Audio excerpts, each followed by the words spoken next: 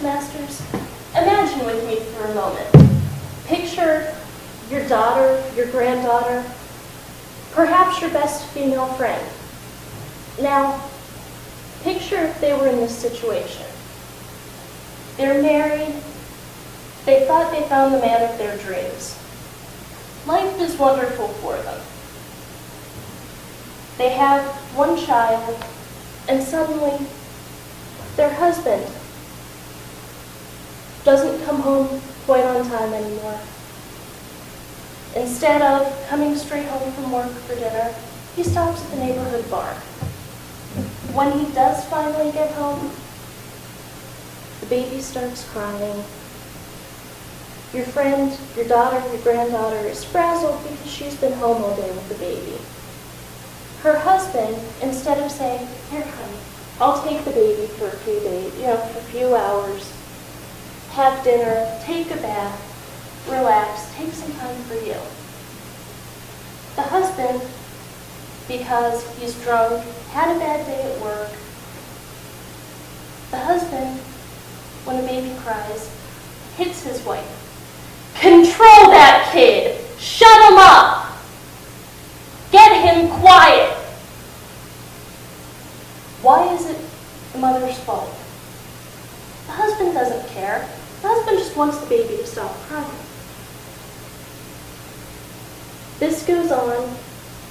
They have another child. Things get worse. He's always out at the bar. He comes home even later and later. Same thing with this baby. Baby cries. He hits the mother. In a few years, kids are acting up as little kids do. "Mommy, Mommy! Daddy, I want this! Buy me this! Eh!" The father begins to take his anger out on the kids, too.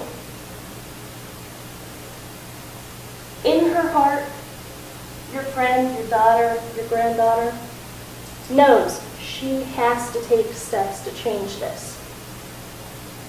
She can't do this. It's not right for the kids. She's afraid one of these days he's going to come home and instead of just hitting her or hitting the kids, he's going to do something worse. Maybe he's going to grab her arm or the kid's arm and twist it and break it. And she's going to have to explain this. She can't face that. So she decides, that's it. I'm done. She packs up the bare essentials. A few changes of clothes, a few toys for the kids. And she finds herself in a domestic violence shelter. She's taken that first step. She said, "I am not tolerating this." She realizes while she's at the shelter that she has to find a way to support herself and her kids.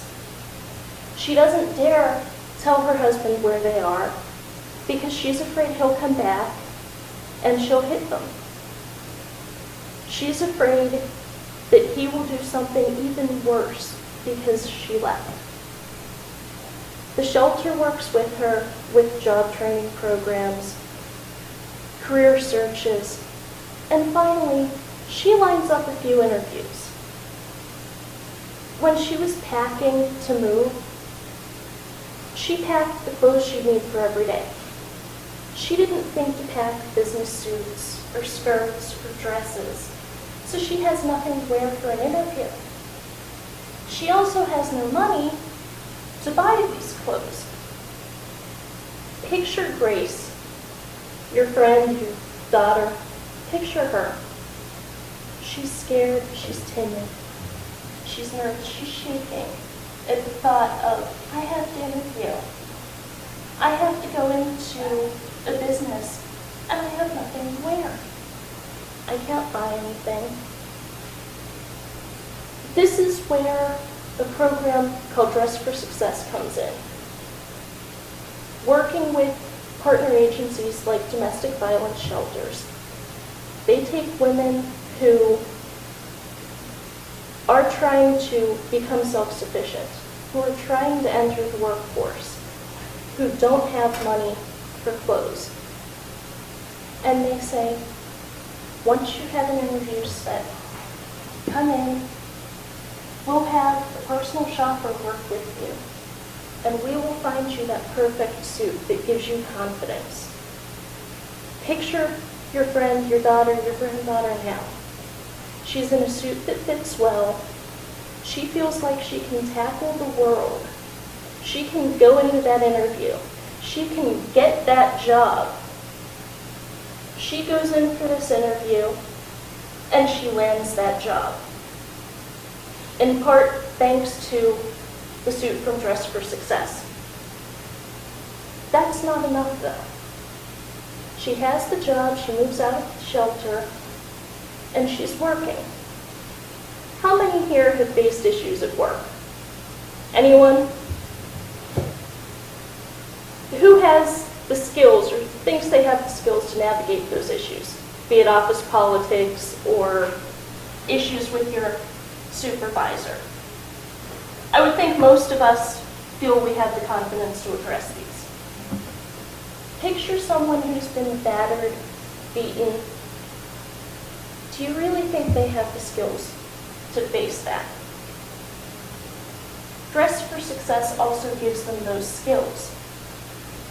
They have the Professional Women's Group, which provides these women with a safe environment for networking, to learn how to navigate the workforce, to learn financial literacy, to learn that it's not necessarily acceptable to spend 2 hours on the phone with your son or daughter when you're at work. They teach them these skills and give them a chance to finally be self-sufficient. By providing one suit, they put the woman on a path to self-sufficiency.